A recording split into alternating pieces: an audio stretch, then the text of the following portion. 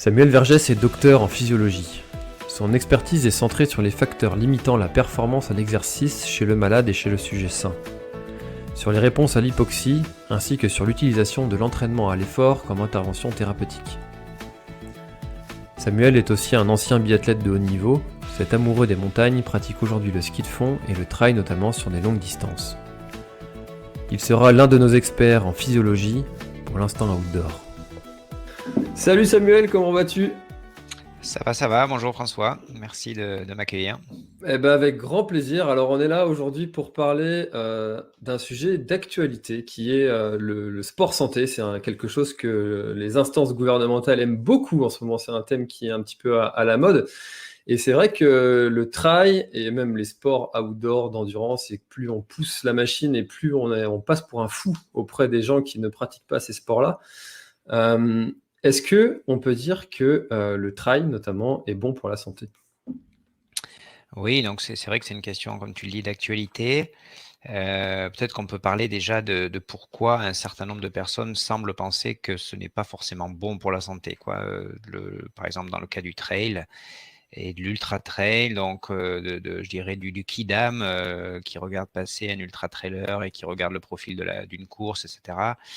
Il va se dire non mais courir dans des descentes, etc. On va se démonter au niveau ostéo-articulaire, courir des heures et des heures, on va flirter avec l'épuisement, des modifications physiologiques qui vont tomber dans le domaine de la maladie quasiment. Donc c'est un peu tout ça qui fait peur. De monter, de faire des gros dénivelés, etc. Ça paraît, c'est vrai que pour quelqu'un qui randonne et qui fait une randonnée de 500 à 600 mètres d'altitude en une demi-journée ou une journée, d'imaginer que quelqu'un va faire 6 000, 10 000 mètres de dénivelé, ça paraît un petit peu inhumain. Donc je pense que c'est ça qui peut faire dire à un certain nombre de personnes que le trail, par exemple, l'ultra trail, sont pas forcément bons pour la santé. Ça s'entend quand même, hein, ces questions, ça s'entend.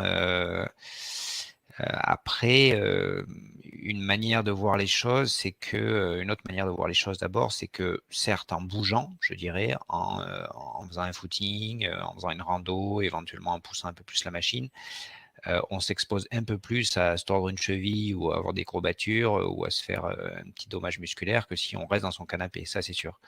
Par contre, comme tu le disais, l'inactivité, ce que l'on appelle la sédentarité, dans nos sociétés, c'est un vrai fléau en termes de santé. C'est-à-dire que rester dans son canapé, certes, on va pas se tordre une cheville.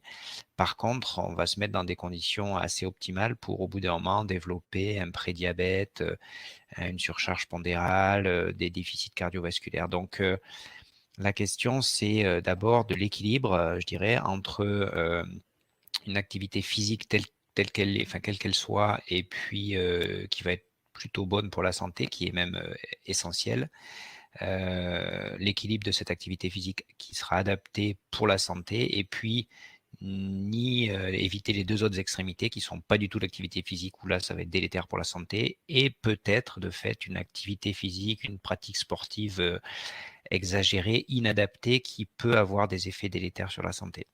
Mais cet équilibre entre l'activité physique absente, insuffisante, qui est de toute manière délétère, et puis une pratique sportive démesurée, elle va être aussi individuelle. C'est-à-dire qu'on ne peut pas dire pour une personne donnée, ça c'est dangereux. C'est-à-dire que pour prendre deux cas concrets, quelqu'un qui fait jamais de sport, s'il fait déjà d'un coup un 40 km, une trail de 40 km, c'est sûr qu'il va se mettre dans des conditions délicates pour sa santé, ça ne va pas être forcément bon pour sa santé. Quelqu'un, un athlète professionnel de trail qui court tout le temps, réaliser un 100 bornes ou un 100 miles, c'est quasiment une routine physiologique pour lui. Donc c'est quand même très individuel, quoi. Mais alors, comment est-ce que on arrive à finalement savoir, à définir à quel moment est-ce qu'on met sa santé en danger? Souvent, on parle du mental, la fissure du mental quand on abandonne un trail, mais finalement, est-ce que il y a des indicateurs qui vont nous montrer que là, c'est pas seulement le mental, au-delà de la simple blessure où on se fait une cheville. Bon, voilà, la cheville, c'est concret, on se l'est faite. Est-ce qu'il y a d'autres indicateurs qui vont nous permettre de se dire, bon, bah là, je suis peut-être en train de me mettre en danger au niveau de ma santé? Alors c'est vrai que voilà, nous en tant que physiologistes, que chercheurs dans ce domaine-là, malgré tout, on s'intéresse de près à l'ultra-endurance, au trail de longue distance, parce que c'est vrai que c'est quand même une pratique sportive qui, d'un point de vue physiologique, est assez contraignante, du fait de la durée de l'effort, du fait du dénivelé, et donc des contraintes musculaires, ostéo-articulaires. Donc, ce qui nous intéresse, nous, depuis un certain nombre d'années et différents programmes de recherche que l'on a pu conduire sur des grandes courses en France ou ailleurs, c'est de voir à l'arrivée d'une course dans quel état est le trailer par rapport à ce qu'il était juste avant le départ, en termes de qualité de fonctionnement musculaire, en termes de fonctionnement cardiaque, en termes d'état ostéo-articulaire, etc. Donc, c'est en ça de fait que ça reste quand même intriguant, y compris d'un point de vue scientifique et médical, de se dire, bon, quand même, courir 40, 160 bornes dans la montagne, se taper 10 000 mètres de dénivelé, on arrive dans quel état? Alors, pour peu qu'on soit un peu pratiquant aussi en tant que chercheur, on sait qu'on arrive dans un état qui est à la fois pas déplorable toujours, hein, mais qui est quand même un petit peu fatigué, ouais, qu'on a un vrai état de fatigue. Donc, du coup, la fatigue, c'est une thématique de recherche qui est vraiment d'actualité, qui est intéressante parce que être fatigué, c'est un symptôme que rapportent à la fois des sportifs, que nous tous, au bout d'un moment, on dit qu'on est fatigué. C'est aussi dans certaines maladies que l'on a dans nos hôpitaux, un symptôme que rapportent des gens qui ont une maladie et qui se disent anormalement fatigués. Donc du coup, qu'est-ce que la fatigue? C'est vraiment une question scientifique très importante et le trail ou l'ultra-endurance nous donne l'occasion d'étudier qu'est-ce que la fatigue. Et on peut le regarder dans différents points de vue, au niveau musculaire, neuromusculaire, au niveau cardiovasculaire, etc. Donc, on a conduit un certain nombre de recherches, nous, et en collaboration avec d'autres équipes, l'équipe de Guillaume Millet, etc., différentes recherches pour voir qu'est-ce qui est perturbé, je dirais, dans notre état physiologique à l'arrivée d'un trail, d'un événement d'ultra-endurance, et aussi comment cet état de fatigue, de perturbation à l'arrivée d'une course récupère dans les jours, semaines après un organisme. Parce que après une épreuve de trail ou d'outdoor, d'ultra-endurance, parce que la question c'est ça, si tout récupère bien assez rapidement, bon, on va se dire, certes, on est très fatigué et ce type d'événement est fatigant, mais il n'est pas mauvais pour la santé puisque quand on se reteste 15 jours ou X semaines après la course, ben, on a retrouvé un état de santé normal. Ou si on commence à voir des perturbations qui durent dans le temps, après un ultra trail par exemple, on va se dire, bah, si on répète ces ultra trails plusieurs fois par an sur plusieurs années, est-ce qu'au bout d'un moment, on ne va pas avoir des dommages qui sont fixes, quoi, qui vont être permanents? Donc, en résumé, nos recherches dans ce domaine-là, par exemple, au niveau de la fatigue neuromusculaire, de la fatigue musculaire, le trail, nous, ça nous intéresse parce que, d'un point de vue scientifique, parce que de fait, on arrive avec un état de fatigue musculaire quand même très important. C'est-à-dire qu'on voit vraiment qu'avec le dénivelé, la distance, etc., on a de la fatigue au niveau des quadriceps et mollets, c'est-à-dire une perte de force qui est très importante par rapport à la force que l'on avait au début de la course. Ce qui est intéressant aussi, c'est qu'avec de l'ultra-endurance, on développe des formes de fatigue neuromusculaire assez originales, qui ne sont pas que musculaires, mais qui englobent aussi le cerveau, la capacité du cerveau à contrôler, à activer les muscles. Le cerveau sur de l'ultra-endurance finit entre guillemets par fatiguer, c'est ce que l'on appelle la fatigue centrale au niveau du cerveau par opposition à la fatigue périphérique au niveau des muscles. Et donc on a de fait une fatigue qui est à la fois importante et qui est parfois assez originale dans l'ultra-endurance parce qu'elle a aussi une dimension cérébrale. Donc c'est ça qui est intéressant. Après la récupération de ce type, est-ce que c'est dangereux pour la santé de fatiguer son cerveau entre guillemets? Est-ce que c'est dangereux pour la santé d'épuiser ses quadriceps? Eh bien, cette fatigue neuromusculaire, ça fait partie des éléments, y compris la fatigue centrale, cérébrale, ça fait partie des éléments qui récupèrent quand même assez bien et assez rapidement après un ultra trail. Je dirais qu'au bout de 10-15 jours, sauf blessure bien sûr, mais au bout de 10-15 jours après un ultra trail par exemple, on a récupéré nos qualités neuromusculaires à peu près complètement. Ce qui est assez surprenant quand on pratique l'ultra-endurance, on sait bien qu'après 10-15 jours, après un ultra trail, On est certes bien moins fatigué que juste après, mais on se sent pas forcément de refaire un 100 miles 15 jours après, quoi. Donc, au niveau neuromusculaire, ça récupère assez bien. On a aussi une fatigue cardiaque, c'est-à-dire que le cœur qui va battre, qui va s'activer, qui va s'accélérer pendant des heures et des heures. Et bien, quand on le teste avec une échocardiographie à l'arrivée, on voit que ce cœur, qui est un muscle en fait, lui aussi il a fatigué, mais il récupère aussi assez bien. Voilà. Je dirais qu'à ce stade, ce que l'on voit peut-être, et c'est des données toutes récentes de nos recherches, ce que l'on voit qui est perturbé à l'arrivée et qui reste perturbé plusieurs semaines après un ultra-trail, c'est plus les qualités ou des caractéristiques ostéo-articulaires. C'est-à-dire, par exemple, au niveau des cartilages du genou, on a pu étudier les cartilages du genou à l'arrivée d'un ultra-trail en IRM par imagerie, donc de résonance magnétique. Et on a pu voir qu'à l'arrivée, un cartilage du genou, à l'arrivée d'un trail, par exemple de 50 km, il est clairement endommagé, c'est un grand mot, mais en tout cas, il est contraint. On voit qu'il a été sollicité fortement, ce cartilage, juste à l'arrivée d'un ultra-trail. Et un mois après, il n'a toujours pas retrouvé son état d'avant la course. Donc, on a probablement des éléments comme ça de perturbations, je dirais, osseuses, cartilagineuses qui durent dans le temps.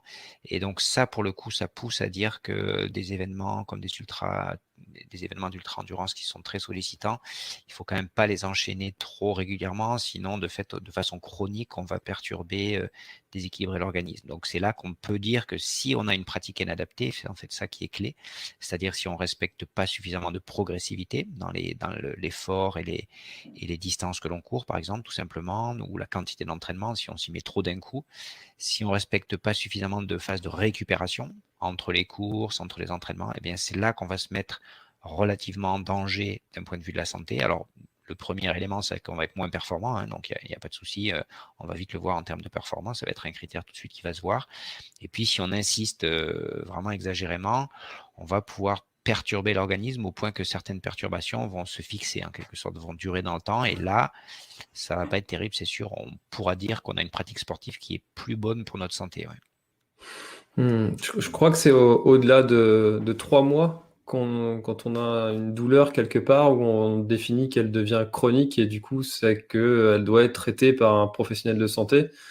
Avant, on dit qu'elle est plutôt aiguë et que finalement ça peut être résolu par quelque chose d'un peu plus doux. Cette fatigue-là, elle est aussi concernée par ça. Cette fatigue générale, si elle dure trop longtemps dans le temps, elle peut être délétère.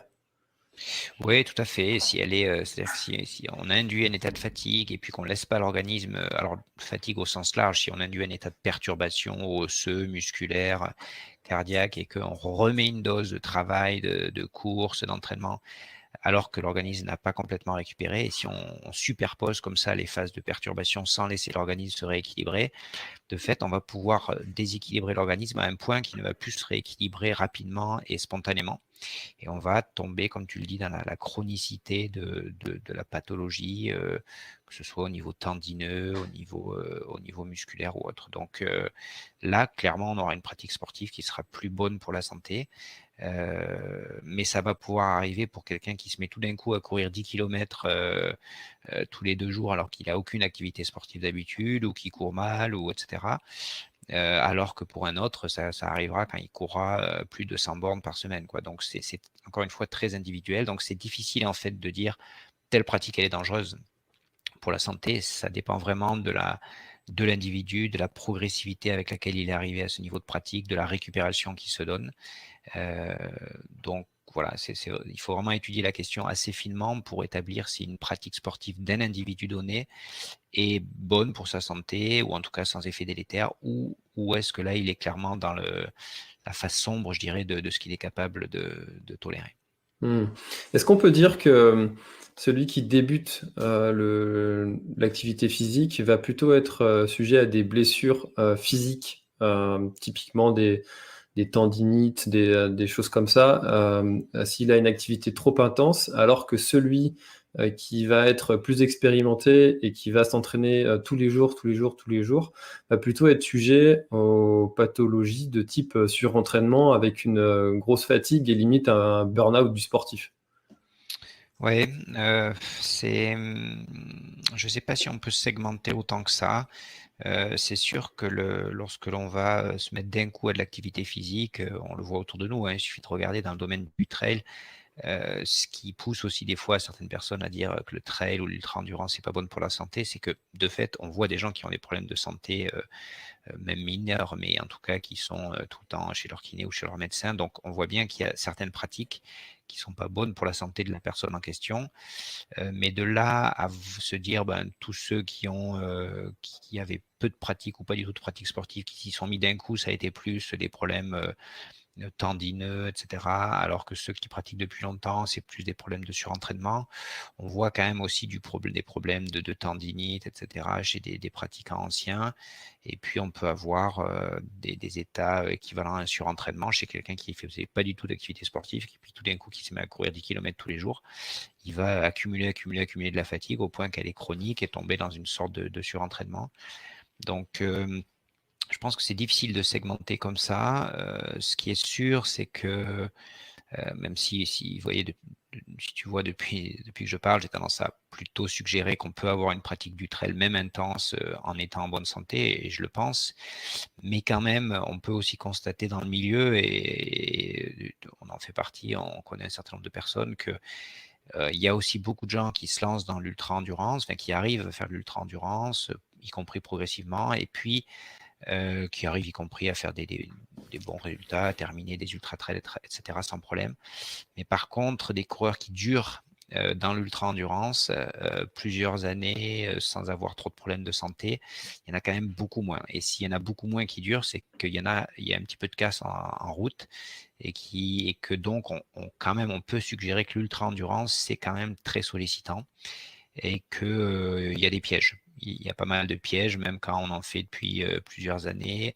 Avec le temps, on peut risquer de développer telle ou telle douleur qui ne sera pas forcément grave, mais qui va nous empêcher éventuellement de continuer l'ultra-endurance. Ça peut être assez varié. Ça peut être des problèmes tendineux, ostéo-articulaires, ça peut être des problèmes gastro-intestinaux. Donc, on comprend que les sollicitations sont assez spécifiques dans le domaine de l'ultra-endurance, et que du coup, on peut avoir y compris des problématiques de santé qui sont assez spécifiques à cette pratique-là, quoi. Voilà. Hmm.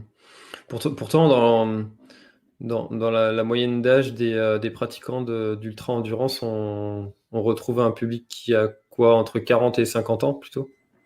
Oui, c'est vrai qu'on voit des gens qui performent, qui atteignent des fois le top de leur carrière autour de 40 ans. Mais par contre, c'est pas forcément qu'ils font de l'ultra-endurance depuis 15 ans, quoi. Bien sûr Hmm. qu'il y en a. Alors après, il faut aussi éviter de développer des théories sur des cas exceptionnels, des Kylian Jornet, etc., qui font ça depuis des années, qui font une double saison avec l'hiver, etc., et qui paraissent pas se blesser tant que ça, etc. Mais bon, ça, c'est tout sauf une règle dont on peut en sortir, hein, c'est ce genre de personnes-là. Mais quand on regarde plus dans un peu plus la masse, je dirais, du peloton, mais y compris des gens qui courent bien, qui ont fait plusieurs ultras en les terminant, etc. Des personnes qui font ça et qui durent dans le temps, aussi parce que c'est très exigeant au niveau de l'entraînement. Et du coup, tenir cette hygiène de vie, je dirais, ces contraintes aussi personnelles, familiales que impose un entraînement dans le domaine de l'ultra-endurance, le tenir sur plusieurs années, c'est pas facile. C'est pas facile, et du coup, encore une fois, on voit bien qu'il est pas facile de tenir une pratique d'ultra-endurance équilibrée, en bon état de nombreuses années pour différentes raisons, que ce soit des problématiques de santé, de mode de vie, etc. Donc c'est malgré tout, c'est une pratique exigeante pour rester en bonne santé, et puis pour rester, je dirais, en équilibre globalement. Ouais. Hmm. C'est vrai que c'est à mettre en, en perspective avec sa propre vie aussi qu'on a. Si on est, je sais pas moi, juste en pleine création d'entreprise, où on sait que c'est une période de notre vie qui va être intense, ou qu'on vient d'avoir un enfant, ce qui est mon cas, et qu'on va passer des mauvaises nuits, etc., et puis qu'on prépare en même temps un ultra, et ben, c'est pas forcément la même chose que si on a vraiment tout son temps de disponible aussi à donner à son entraînement. Et tout ça, c'est à mettre aussi dans la balance et pas voir uniquement le sport qui est pratiqué, c'est aussi tout le mode de vie qui va avec. Oui, tout à fait. On peut parler de charge physique et mentale associée à la pratique d'un sport intense ou d'endurance ou d'ultra-endurance qui est importante, parce que si on fait un sport d'endurance ou d'ultra-endurance, on va être forcément amené à avoir un entraînement assez volumineux quoi, pour s'habituer à des heures de pratique. Et c'est vrai, on va avoir des phases de fatigue, de récupération, on va avoir à associer une alimentation équilibrée, du sommeil, etc. Et tout ça, c'est une charge, je dirais, sur la vie personnelle globale, la vie familiale, la vie professionnelle, parce que la plupart du peloton et la quasi-totalité du peloton n'est pas professionnel. Du coup, toute cette charge sportive, elle va se rajouter à la vie personnelle, à la vie professionnelle. Et c'est ça qui peut faire basculer aussi au bout d'un moment dans une forme de surentraînement ou clairement dans le burn-out, je dirais. D'autant que dans le domaine d'un sport un petit peu à la mode comme l'ultra-endurance, il y a des phénomènes qui poussent, je dirais, à du toujours plus. La distance, hein, on peut que constater qu'il y a un petit peu une hyperinflation dans les distances à parcourir, que si on fait pas 80 bornes, on fait pas vraiment du trail, de l'ultra-endurance. Donc on a tout de suite envie de faire des très longues distances, alors que déjà un 40 km, c'est quand même un marathon en montagne, c'est quand même quelque chose d'énorme. Donc voilà, il y a un emballement des fois sur la distance qui peut être risqué. Il y a tout le phénomène des réseaux sociaux, de la mise en valeur de ce que l'on fait depuis Strava, Facebook, etc., qui peut pousser aussi un certain nombre d'entre nous à en faire toujours plus, plus. Voilà, donc ça, c'est vrai que c'est aussi une image de notre société, hein, la pratique de l'endurance et de l'ultra-endurance, de l'outdoor, elle est l'image de notre société avec un petit peu un refus, je dirais, de certaines limites ou le fait de faire toujours plus grand, toujours plus visible. Et ça peut tomber dans des pratiques parfois qu'on peut considérer addictives ou en tout cas inadaptées pour être en bonne santé et puis en bonne santé physique et mentale, quoi. Mmh. Et alors concrètement, quels seraient tes conseils pour quelqu'un qui voudrait, alors c'est assez difficile comme on l'a dit, parce que c'est assez à individualiser, mais est-ce qu'il y aurait des grandes lignes, des patterns qui seraient communs à l'ensemble des sportifs qui voudraient justement ne pas tomber dans ces travers-là? Ouais, ouais, ouais. Des grands conseils, oui, je pense que le domaine de l'endurance et de l'ultra-endurance, l'organisme humain, il a un état de maturité pour ce type d'effort-là qui est plutôt tardif, hein, c'est un classique de dire ça. C'est vrai qu'on continue à progresser et on est souvent au meilleur de nos capacités entre 25-30 ans et jusqu'à 40 ans pour de l'endurance et de l'ultra-endurance. Du coup, ça veut dire quoi? Ça veut dire que ça sert à rien de forcer l'organisme à 15 ans, à 20 ans à faire de l'endurance extrême alors que l'organisme n'y est pas encore complètement prêt et puis c'est pas à cet âge-là non plus que l'organisme va être le plus à l'aise. Donc c'est plutôt un âge où il faut réaliser d'autres types d'efforts pour se préparer un jour à faire l'ultra-endurance, mais on est plutôt plus performant sur du court, donc il faut en profiter de courir du court quand on est jeune. Moi, je peux vous dire que c'est beaucoup plus difficile à mon âge de courir du court, donc quand on est jeune, il faut en profiter, puis après, il y aura toujours le temps de faire de l'ultra-endurance. Donc pas s'emballer dans les distances en termes d'âge, pas s'emballer non plus dans les distances en termes de progressivité, c'est-à-dire que si l'objectif c'est de faire un 100 miles, il faut 3-4 ans pour y arriver progressivement en termes de chaque année faire un peu plus de distance. Donc ça, c'est des éléments clés. Pour rester aussi, je dirais, en bonne santé dans une pratique de l'ultra-endurance et du trail, en particulier de l'ultra-trail, c'est de varier les pratiques, clairement aussi, c'est-à-dire que de faire de l'entraînement croisé, comme l'on dit, ne pas faire que de la course à pied, mais aussi faire du VTT, de la natation, etc., pour varier les contraintes physiologiques et laisser l'organisme récupérer sur un plan pendant qu'on le sollicite sur un autre plan. Donc ça aussi, c'est un bon sens sportif, je dirais, important.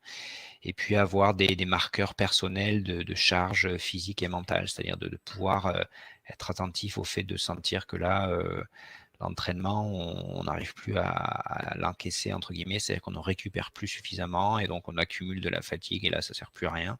Ou alors de sentir que certes, on est là physiquement, mais mentalement, on n'a plus envie d'y aller, tout simplement, avoir des marqueurs comme ça qui doivent nous permettre de lire, sachant qu'on n'est quand même pas, encore une fois, on n'est pas professionnel, on n'est pas en train de gagner notre vie, on vise pas le plus souvent une médaille olympique dans ce type de pratique. Donc, savoir relativiser et se dire, OK, là, je prends quelques jours de récup, ça me fera du bien, peut-être ça fera du bien à mon entourage, voilà. Donc, garder quand même cette raison dans la pratique sportive, c'est ce bon sens, je dirais, c'est quand même important. Se faire entourer aussi, que ce soit du point de vue sportif, avec des coachs, des entraîneurs, du point de vue médical, bien informer son médecin traitant, un médecin du sport, de ce que l'on fait pour être accompagné aussi, pour éviter que ce soit les gros problèmes de santé ou en tout cas les prendre en charge rapidement, et puis aussi faire un check-up en amont, quoi, pour pas se lancer comme ça la fleur au fusil dans une pratique sportive intensive ou d'ultra-endurance sans avoir vérifié juste des éléments de santé cardiaque, etc., qui sont importants avec son médecin. Voilà, je dirais les grandes recommandations à la fois classiques, mais que lorsqu'on est enthousiaste et que on se lance dans ce monde-là, des fois on perd un peu sa raison, quoi. Mmh. Mais c'est vrai que le toujours plus est vraiment d'actualité, hein, avec cette valorisation de l'ego de chacun qui a vraiment envie d'aller. Et puis ça fait envie aussi, hein, pour prendre ça, rien que cet exemple-là, de faire le tour du Mont Blanc, bah, c'est chouette quand même, c'est une belle idée. Voilà, c'est des choses qui font envie, qui peuvent faire rêver, mais il faut pas oublier que, en général, ceux qui le font et ceux qui le font bien, ils y sont à le travailler depuis plusieurs années. Ça fait Voilà, toujours oui, bien de tout le à rappeler.